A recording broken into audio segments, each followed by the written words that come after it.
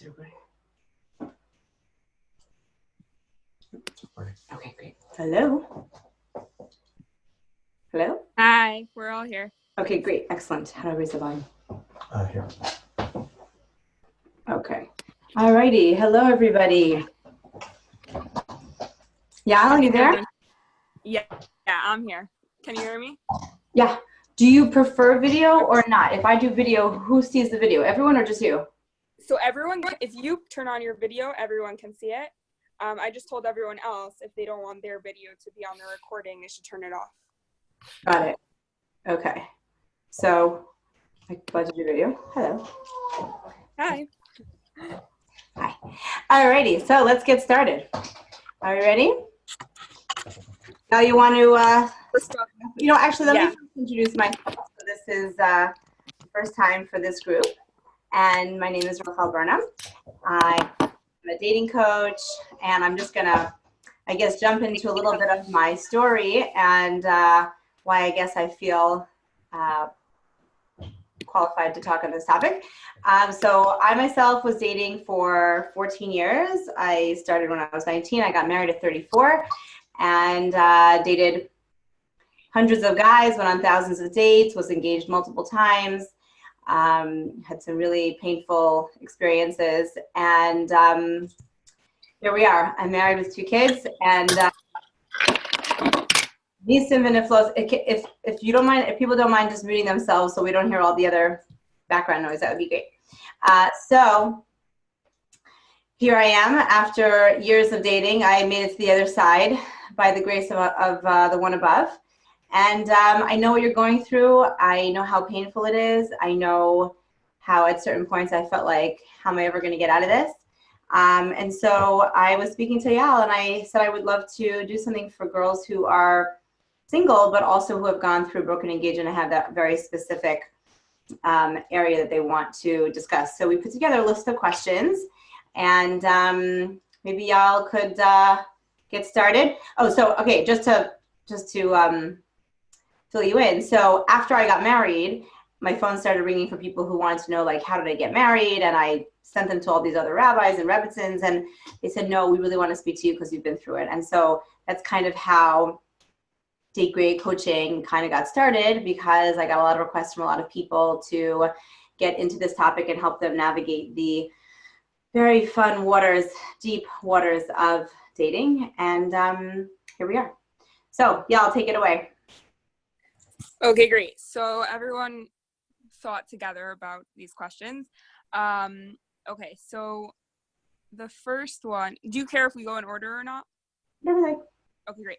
I can pull it up. This is one that I know is a big one. A lot of people spoke, like before they got engaged, they spoke to mentors or therapists or teachers and asked them for advice, and ended up feeling pressured, or they just took their advice, thinking that it would go the way that they were told, and then it wasn't. So now, after that, it's very hard to like trust yourself and also ask advice from other people and not be scared about that. So can you address that?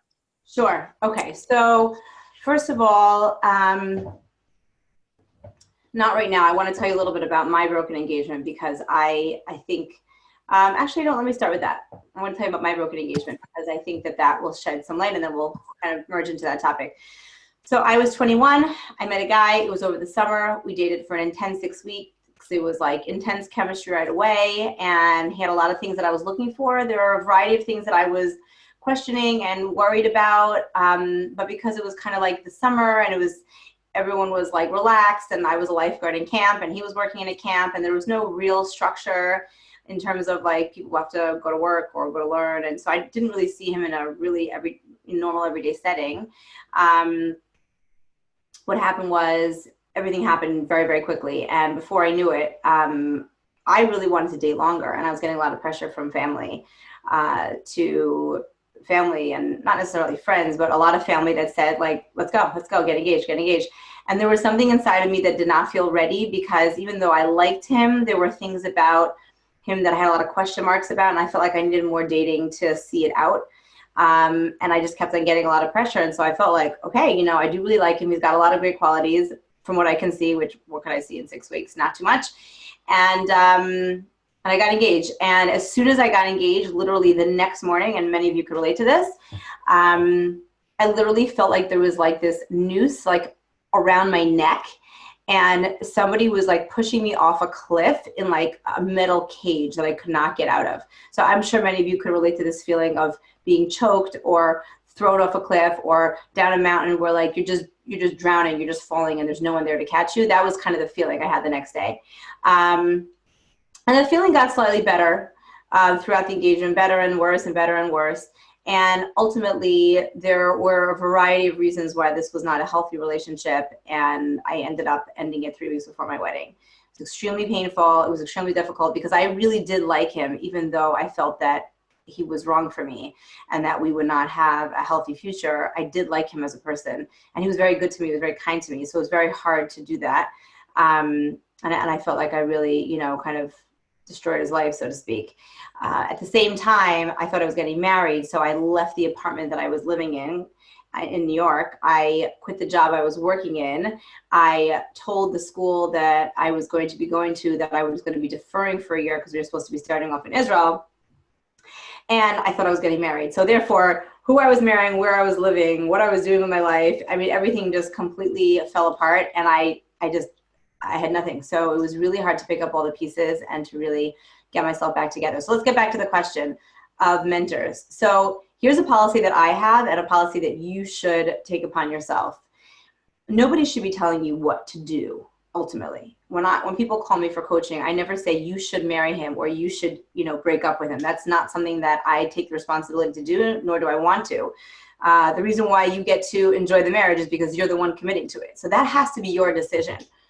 What you're looking for is for someone to guide you in terms of laying out all the pieces on the table so you can look at them from afar and analyze them clearly, make sure that this relationship is healthy, that this is a person that you could build with, and this is someone that can respect you and you can respect him, and that what you actually need in a relationship versus what I think I want, and that's a conversation for another time, to make sure that those components are actually there. If you encounter somebody who is pushing you one direction or another, I would honestly tell you that that is a red flag.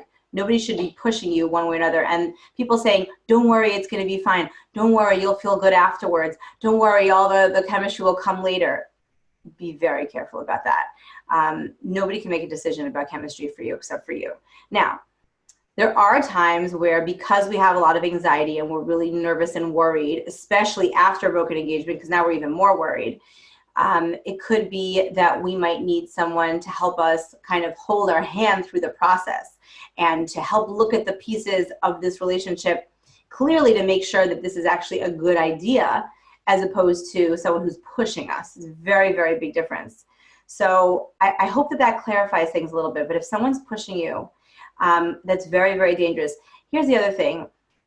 Hashem gave you a Bina Yisera for a reason.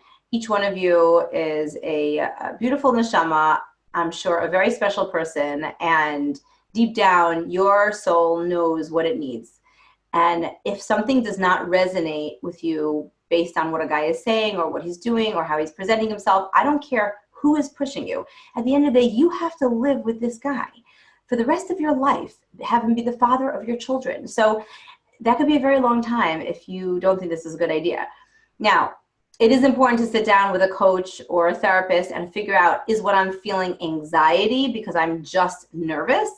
Am I maybe pushing this relationship away because I'm scared? Or is this something to actually be worried about? And that's where a coach would come in and help you through that. But as a policy, I never tell somebody to marry someone or not marry someone. I lay out, we help discuss and lay out all the pros, we lay out all the cons, and we really, really help give like a very clear picture of what's going on so that it gives more clarity on the topic. I hope that clarifies that a little bit. Yeah? Okay, so kind of going off of that, there's definitely a lot of fear that a similar thing will happen again, like you mentioned. So if you could just talk about like going back into dating and like with this experience behind us, you know. Okay, All that. so it's very uncommon that lightning strikes in the same place twice. So most people who have broken engagements don't have to. If anything, they're a lot more cautious the second time. They take a little bit more time. Something that I recommend to people is to sometimes, you know, get engaged between each other. Don't announce it to anyone. You don't even necessarily need to tell your parents. Let it go on for like a week or 2 or 3 and just see how that feels before you announce it, because we all know that broken engagements are painful. They are embarrassing. They are extremely, extremely like emotionally exhausting. And you really need time to heal from that. So firstly, you need to make sure that you've healed from that. Secondly, you need to make sure that you have the right guidance. And going in again, you're going to be very cautious. So I'm really not so worried. I'm more worried for the first timers getting engaged, because they're not so cautious and they just think like, oh, I like him, it'll all be fine. My mother said, my Rebbe said, my grandmother said it's just going to be good. That's a big bias for someone to say that. I'd be very careful about that. But I really don't think that you have what to be worried about, because you've already been there and done that. And you know that you're going to take your time, you're going to think it through, you're going to talk it out. And when you ask for advice, be sure to say, I am not looking for you to tell me whether or not you think this is a good idea or a bad idea.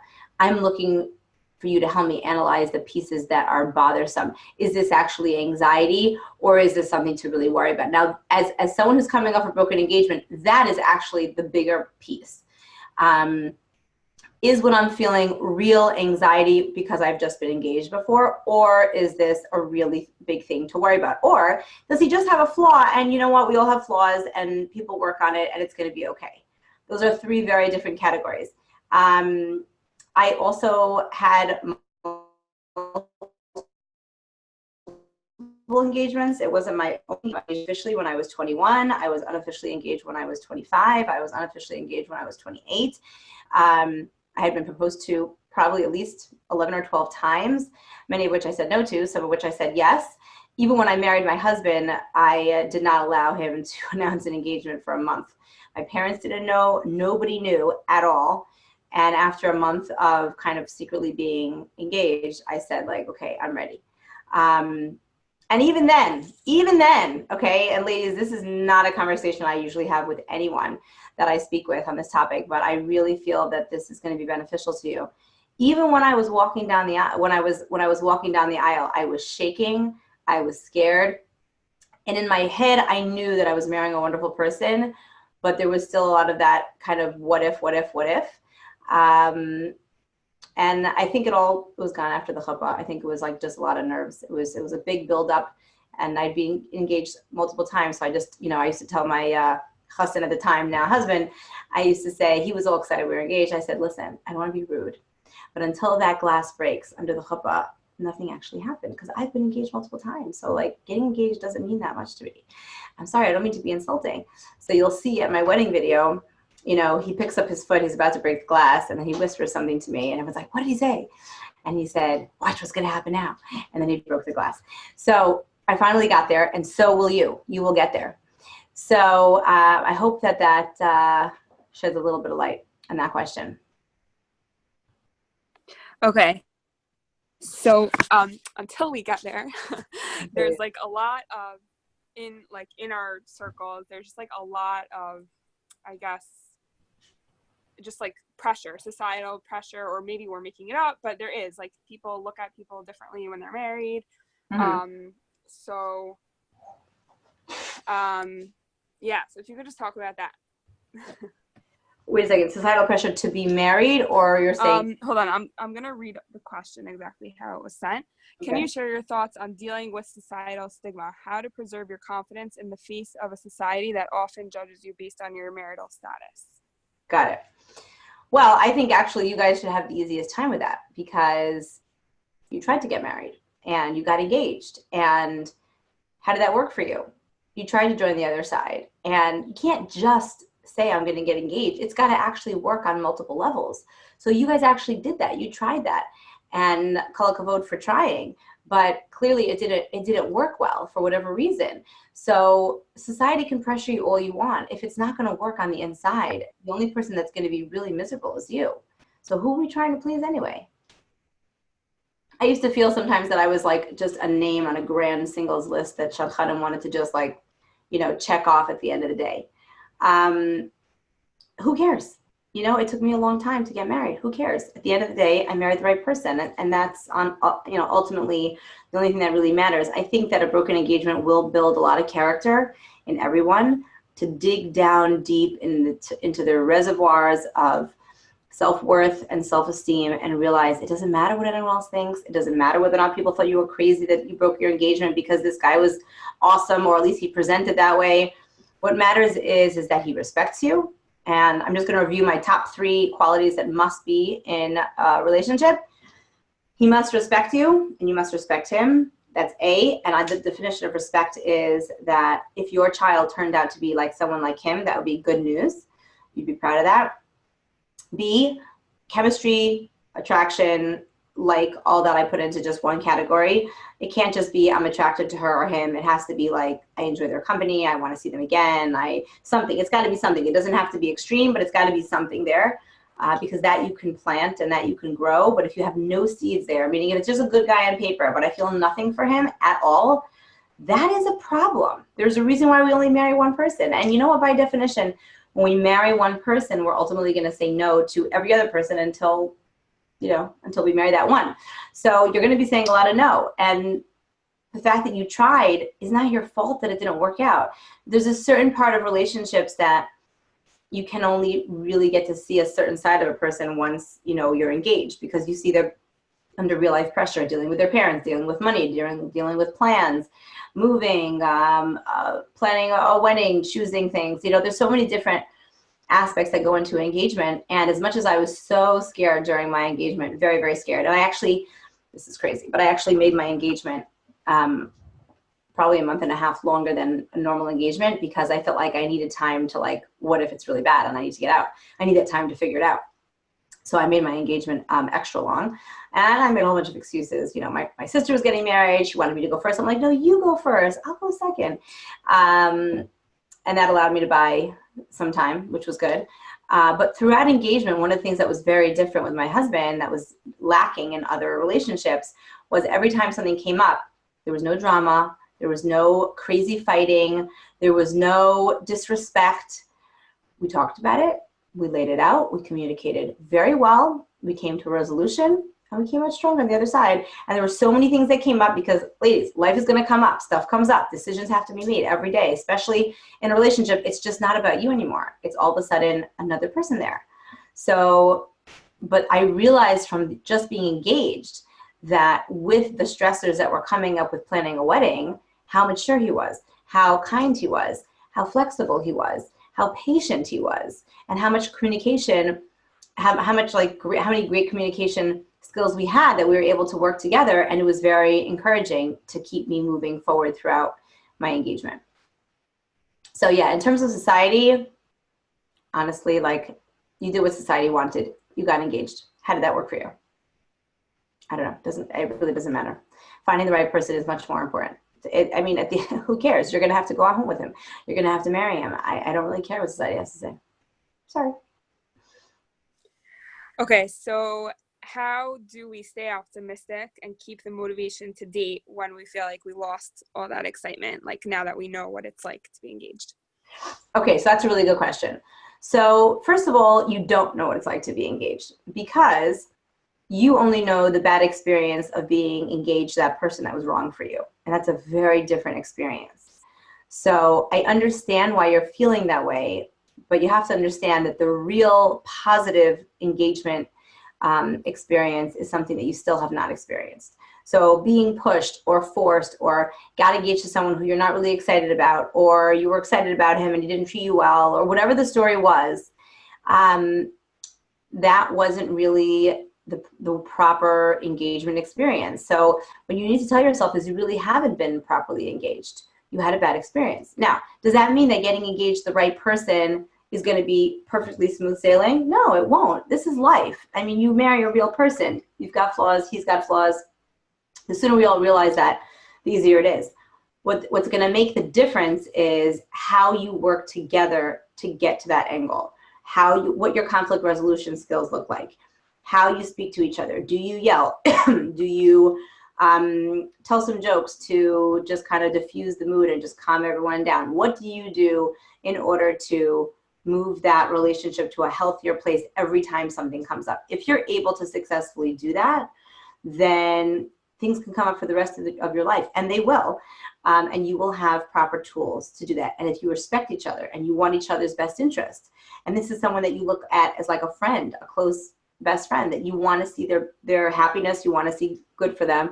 So when something comes up, you don't want to be like, oh, you want to go to your mother? Your mother? I don't want to go to your mother. I want to go to my parents, right? So fine, if you want to fight like that, you can. But if you really care about this person and you say like, I totally get it. You want to go to your mom. This week we're going to go to your mom. Next week we'll go to my family. So you're going to have to learn how to work together no matter what. But it's how you actually interact, where after an interaction, you come out with a positive feeling as opposed to a frustrating one. Or I don't know, if you find yourself dating someone and you say, I don't know how I'm ever going to communicate with this guy. I don't think this guy will ever understand me.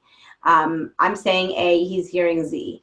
If you find yourself saying those things, that could be problematic. But if you really respect him, you really like his company, and everything about what you actually need in a relationship is there, then continue. Just keep going. Slow and easy, slow and easy. Yeah? Okay. And then this is just a practical question. Sure.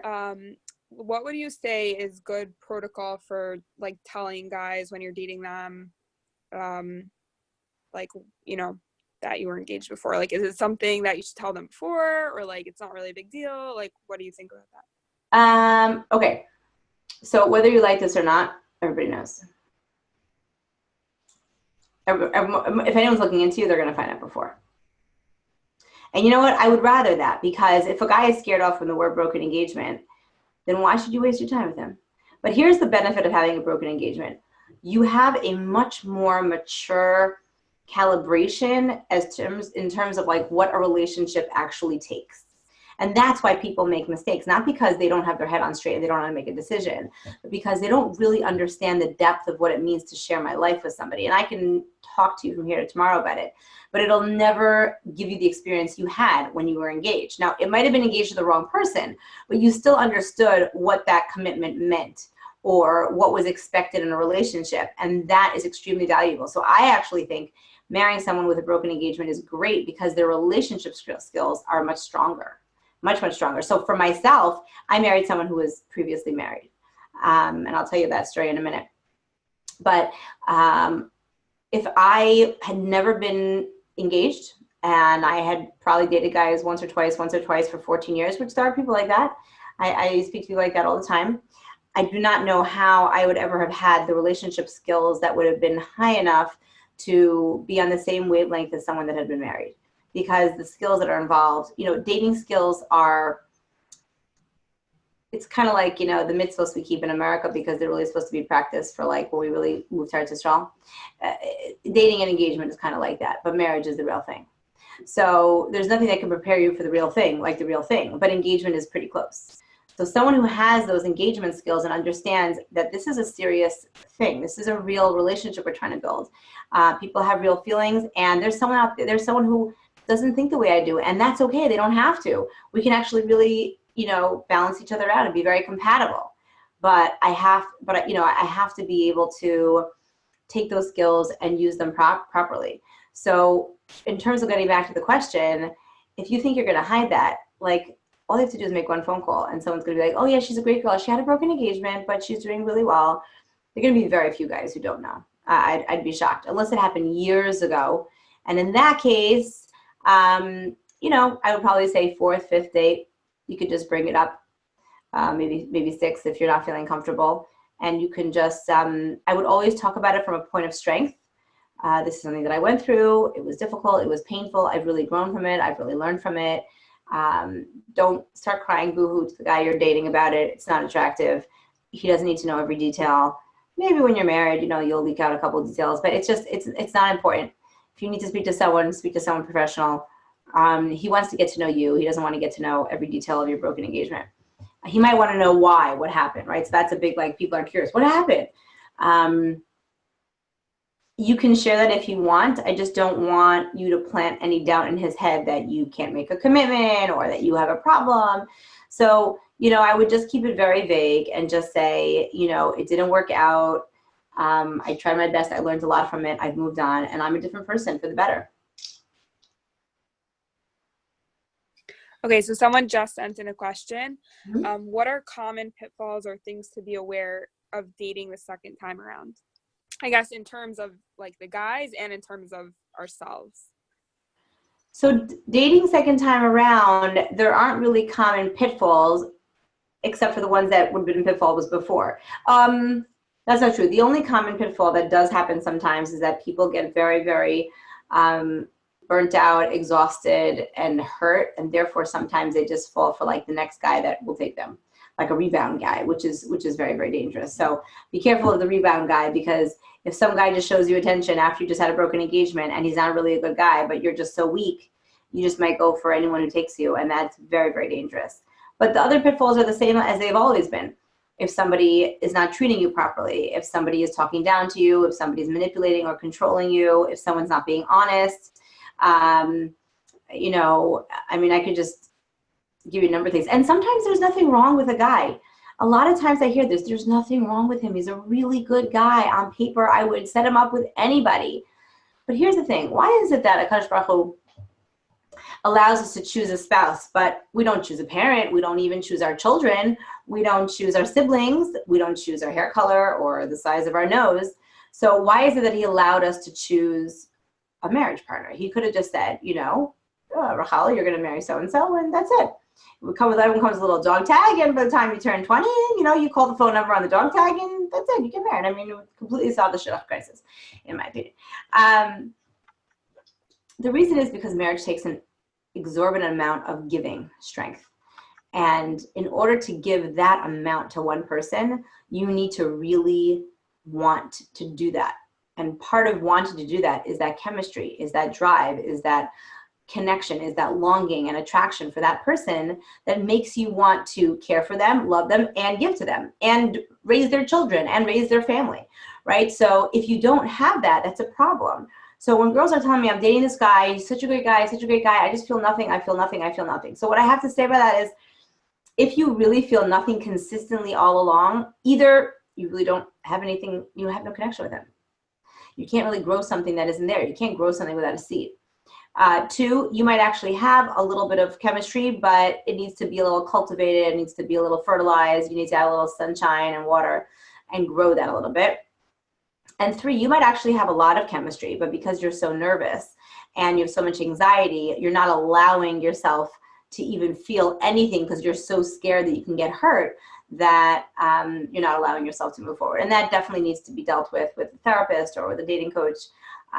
But you realize that the only person to lose out is you. So if you're not going to take care of that and work through that, then you could be giving up some really wonderful people and decide to work on your anxiety about dating, many years later when you could have been married. So you really need someone on the outside, not to say that all of you are not intelligent and capable, but you need someone who's like an outsider, who's not involved in the picture directly, to be able to say, this is really anxiety, that's not really who he is, or yeah, that's an issue. Okay, now we all accept people with issues. Guess what? We all have issues ourselves. The difference with issues that we accept and the ones we don't accept is that we need to be able to find them workable. They have to be, okay, so this guy is always late. He's always late and it really bothers me. Well, is he respectful? Does he send a text message? Does he call you? Does he let you know? So, okay, he happens to have this issue that he's late. So could you live with that? Would you rather someone with an anger problem? Would you rather someone with a difficult family? Would you rather someone with, I don't know, socially a little bit awkward, right? So there's all kinds of packages that we can take. And the reason Hashem allows you to pick your package is because that's the package that you need to give to. And so therefore you need to want to pick that package. That's a big deal. Don't let anyone tell you, oh, don't worry, it's going to come after marriage. You'll feel for him later. I cannot even tell you how many loveless relationships I have spoken to people about where they wish that they never married this person. Not because it's not a good person, not because it doesn't work on paper, but because they feel nothing for this person. And you need to feel something. You just do. So you got to speak to someone to find out if your anxiety is taking over and you're not allowing, and you're just blocked, so you're not allowed to feel anything, which could affect a lot of your dating. Or do you just really not feel anything for this guy, and maybe another guy, you'll be fine. So a good way to judge that is after your broken engagement, when you started dating again, have you been able to find a guy that you like, even if he wasn't for you, but you felt something for him and you really enjoyed his company and you wanted to see him again. Maybe hashkafa was off, so it ended up not working out, but he was the kind of guy that you would have, wanted to continue getting to know. If you have that kind of feeling, that's a good sign. If you continue to go out with people after you're engaged and you feel nothing always for anyone, I would say that you should speak to somebody about that. Okay, so someone just asked if you could clarify about how, what we were talking about before about how much to disclose to the boys that you're dating. Just because, like, if you're super vague, it might seem a little sketchy, like, why are you not? Well, here's the thing. It's a very awkward thing for a girl to have to explain all the details about a broken engagement on a 4th or 5th date. I don't really know you. You don't really know me. We went on 4 or 5 dates. And I'm fine if you want to disclose that, just wanted to let you know, this is kind of personal. I had a broken engagement and it didn't work out, and it was painful and I really grew from it.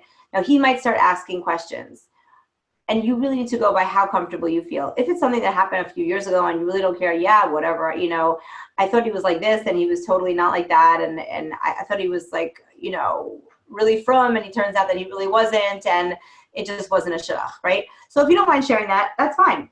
But if it's something more personal that's really deeply painful for you, I don't feel that you should feel pressured to share something if you're not ready. So what you can say is, I completely hear your questions and I definitely want to answer them. And, if we continue and things go well, I'm glad to share the details with you, in the future when I'm ready. But right now I'm feeling not so comfortable sharing all the details. I'm not really ready for that right now. And that's your prerogative. So there's no flat number of dates, like on the 5th date, you should share this. That's ridiculous. Everyone has to do what, they feel comfortable with in the moment. But eventually you'll tell him. It's just not necessarily right now. And you could say, if you really feel that you're worried about what it was, more than welcome to speak to so-and-so and so-and-so about my engagement. I don't feel so comfortable right now discussing it. It just feels very raw and I don't want to get emotional about it, So you could do that. Okay, another question. How can someone get engaged a second time when they're feeling anxious about it, if that was their main or only warning sign that things were not right the first time around? Meaning they were anxious the first time around? Yeah. Now they're anxious the second time around? Yeah. And the anxiousness was based on something or just not really? Not based on anything. Right. Okay. So if you've worked with somebody, a coach or a therapist, whatever it was, and you've broken down all the pieces and you've come up with the fact that this is a great guy, and he's not just a great guy, he's a great guy for you, which by the way are very, very different. And the only piece that you're really battling is like a fear and anxiety. You need to work on that. There are ways in which to work on that. And I will tell you that I know people who, the day of their wedding, they took a little bit of medication just to take off the edge, just so they can calm themselves. That's just like a little anti-anxiety for one day, just for their wedding. And it really helped them just to take off the edge for that one day. I totally know that feeling. Honestly, I probably should have taken something. I didn't. It was wrong. I was very anxious the whole day. And here's another thing that I did. I took a Tanis Dibor for the day of my wedding, which I highly recommend, because then you can't yell and scream at anybody. And no one really wants to talk to you because they don't have anything to say because you're not going to respond, which is perfect. Just bury your head and tell them and let someone just do your hair and makeup. Just don't talk to anybody. It's not going to help you, okay? I had my Shomeris at the time. She was she understood how my mind worked, so everyone was feeling, don't worry. They saw me very nervous. Don't worry, you're gonna be fine. Don't worry, you can be fine. That's someone who's anxious. That's like the worst thing you can tell them. Don't tell me I'm gonna be fine. That's exactly the problem. I'm not fine, right? So she would tell me, don't worry, you can get divorced. Don't worry, you can get divorced. Now that seems kind of funny, but at the day of my wedding when I was freaking out. Now, if you would have asked me why I'm freaking out, I wouldn't have actually had anything to tell you because there was nothing that was really bothering me. I just was freaking out for freaking out's sake because I had gotten engaged before. I had planned weddings. I had diamonds on my finger before, but I had never actually gotten to the chuppah. So now I was like, oh my gosh, this is going to be final. You know, ladies, as final as it is, I'm not recommending divorce. I'm not recommending that you go down the aisle in order to get divorced. But if the only thing that is really provoking anxiety from you is anxiety, you need to deal with it, and you need to know that you're not ever really, really trapped. If that's something that will calm you down, that's definitely important. Now, what changes after the wedding? All of a sudden, you have someone who loves you, who cares for you. A physical relationship is very helpful, and you get to know this person. You realize, like, oh, wow, they're really awesome. I don't have nothing to worry about. I'm so lucky. I married this great guy. And then all of a sudden, everyone calms down. So that is very, very common. It happens to a lot of people. Even people who don't have anxiety or have had broken engagements have a lot of anxiety before getting married. It's very normal. It's the biggest decision of your life. Now, like I said, even though it's the biggest decision, there are ways out of it. And we're not looking to go into it in order to get out of it. But I'm just saying, if you are really trapped, then there are ways to get out of it. I really think it's important to sit down and clarify with someone what those things are. Because when I speak to girls who have been divorced, and I have done webinars for girls who are divorced, who are dating a second time around, what I hear across the board is, I knew, and I chose to ignore it. And there were things that I knew, and I chose to ignore it. And I knew he had an anger management problem, and I knew that he had mental health issues, and I knew that he didn't treat me well, and he talked down to me, but I just wanted to get married, wanted to get married. And by the way, that is giving in to the societal pressure, which is why I said before, I don't really care what society has to say, because society is not going to take care of you when you're in a poor marriage. But you will be taking care of yourself if you make sure that you are in a marriage for the right reasons. So, you know, I think that that's crucial. Really, really important. Okay, so that's all the questions that I have, but if there's anything else that you think is important or... Okay, so I just was going to share a little bit more about my story, because I think there are a few things that you can learn from it. After I broke my engagement when I was 21, I, like most girls, kind of buried myself in a hole for a few weeks. I was just so down in the dumps. It was so embarrassing. You know, all these friends that are your bestie friends, especially at 21 when girls really don't know what to do with a broken engagement. People weren't calling me, and I didn't have a job, and I was out of school, and I didn't have a place to live. And it was just like my whole life unraveled at the seams. It was very painful. It was a very low point. And I gave myself 2 weeks to really kind of cry it out, mourn it out, whatever you want. And then after that, I said, you know what? I'm done with this. It happened. It's hard. It's painful, but I'm going to sit at home all day and just cry and do nothing with my life. This is ridiculous. So I thought, what can I do that will stop me from feeling so bad? I said, you know what? Let me volunteer. I'm going to find some chesed organizations. I'm going to find something that I enjoy doing, some sort of chesed. I'm just going to volunteer and get myself involved. And I really, really recommend for a lot of people that people do this after a broken engagement. Now, I don't know, some of you have had broken engagements more recently, less recently. So something that I had always been involved with was kiruv, and not involved with, or what I always wanted to be involved with was kiruv. So when I was 21, I went and I volunteered myself for JEP, and I got involved in, you know, gateways and partners in Torah, and I started teaching on heritage retreats and Moodus and all kinds of different programs. One snowballed into the next, and JEP and Jewel, and I was very, very involved for many, many years till the day I got married. And the irony of everything was that I married, at the time, a guy who was doing kiruv. And so when I became the Rebbitzin on University of Maryland campus, I just kind of slid right in because it was very familiar waters, and there was nothing, unnatural about it, where a lot of girls would have been like, ooh, that's weird, a kiruv Rebbitzin on campus, I'm not used to this. I was like, oh, this is so natural. So sometimes the point is that sometimes the journey that we're meant to take might seem painful at the time, but there is a reason for it. You know, there really, really is a reason why we have to go through that. And so Hashem didn't give you a broken engagement for no reason. Sometimes we have broken engagements because we think what we want is really good for us, and Hashem needs to show us that it's not good for us. So I was engaged to a guy who was everything that I wanted. He was a doctor, he was a Rav, he was good looking, he was charismatic, he was funny, he was crazy brilliant, and super like all around kind of great guy. We had amazing chemistry, everything was great. Everything was great until he proposed, and I said yes. And I said, I'm just going to go to Israel, and we'll come back and we'll announce it. And all of a sudden he flipped on me, just completely flipped. Mean, angry, controlling, manipulative. And it was only when I was in Israel for those 3 weeks running a Europe trip that I would just listen to him without seeing him. And I would say, oh boy, there's something really wrong here, but this can't be the same person that I got engaged to. I found myself calling up Shalom Task Force, which is, many of you know, like a hotline for battered women, asking them if I was in a controlling relationship. And they said, yeah, you are, and you should get out. And that was very, very, very frightening. Why am I telling you this? Because this was my dream guy, my absolute dream guy. And it was extremely painful to see that just because something seems great on the outside doesn't mean it's necessarily good on the inside. And it also took time for me to realize that my husband was right for me, because on the outside, my husband wasn't everything that I had imagined. He was everything that I needed, but he was a lot of things that I didn't want. Didn't want to cure a rabbi, didn't want to live in certain places, a whole bunch of other things. But it's important to keep that in mind, because sometimes, you know, Hashem needs to put us through those experiences in order to bring us to where we need to be.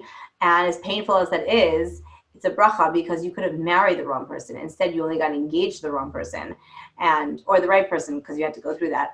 And now you have the opportunity to make that right. So Hashem's given you a second opportunity, aside for the fact that your relationship skills are starting at a much higher level, because you've already gone through the whole process. You understand what a relationship takes to build. And so your relationship skills and tools are on a much higher level than anyone who's never been there. So I actually think that whoever you do marry, Mirz Hashem, very soon, will only benefit from that experience, because you're much more self-aware, you're much more emotionally in tune, you're much more aware of what goes into building a relationship and the components that need to be there. And it will bring you, I believe, in the long run, a much richer, deeper connection to your husband. So to me, this is, you know, nothing to be scared about. It happens to a lot of people. When I broke my engagement, I got phone calls from all over the place. People telling me, oh, I also had. I'm like, you and you and you. It's more common than you think. So don't feel so bad. It's Baruch Hashem, a lot less intense than a divorce. So that's a good thing. At the time, it's painful, but you can heal. You know, you're only going to go down. It's bashar to go down the aisle with somebody. But if you didn't even get to the aisle with somebody, you definitely weren't supposed to be with that person. So that's okay. Just, you got to give yourself time to mourn and to get over it and to move on. And in Mirz Hashem, I really believe that everyone's going to be able to find the right person. So I just want to end with this story that when I was thinking of breaking my first engagement at 21, I went to Rav Scheinberg, who was guiding me at the time. He was my father's Rav, and he sat with me for over an hour and listened to me, and at the end told me that I had to break it. And I followed his sock and was crying, and it was very hard. I asked him to give me a bracha, and he gave me a bracha. I said, no, another one. I was crying. I was a total mess. And for some reason, I felt like I needed a lot of brachos, because for some reason deep down, I felt like it was going to take me a bit of time, and it did, because I was engaged at 21. I didn't get married till 34. Don't get scared. That doesn't happen to everybody. But even so, I'm happy that I waited for the right person. So I got all these brachos, and year after year, I would meet with him, and he would give me more brachos, but I wasn't married. Like, what's going on? Finally, I was like 24, I think 23, 24.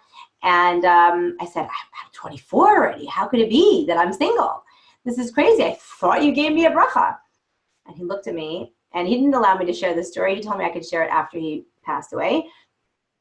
And he looked at me and he said, how old are you? I said, 24. He said, you're a child. You have your whole life to get married. Go do something for Klal Yisrael. And it hit me so hard, because most Gedolim don't say the popular thing, what society wants thing. They say what the person needs to hear. And that is really what I needed to hear. And it was because he said that I continued to push forward in all my cure work, and ultimately was able to marry someone who shared that passion, because I had been spending many, many years developing that side of myself. So you have a whole life ahead of you.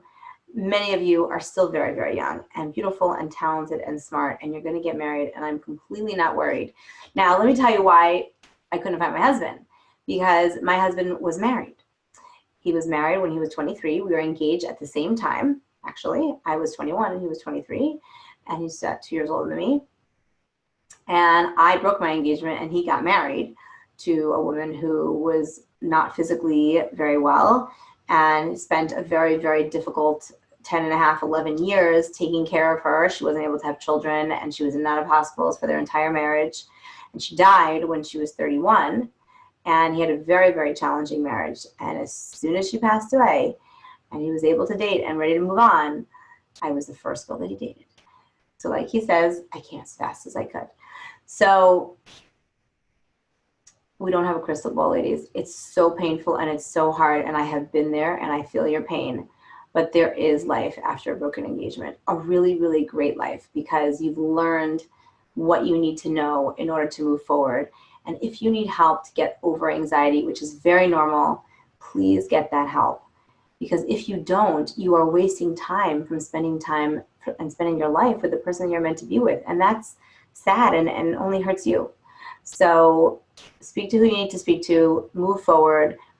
If you're not finding that right person yet, there does not necessarily mean there's anything wrong with you. If you've worked through everything, it could be he hasn't come yet. Maybe he's not ready. Maybe he's becoming frum. Maybe, who knows what. But don't beat yourself up. Take your single life, make it as productive as possible, enjoy your life, put a smile on your face, do what you need to do to stay happy. And Mitzvah Shem is going to happen soon. Alrighty? Any other questions? Thank you so much. If you could just, if anyone wanted to get in touch with you, could you just tell us? Sure. So you can reach me at Rachel, Rachel, at DateGreat, D as in dog, 8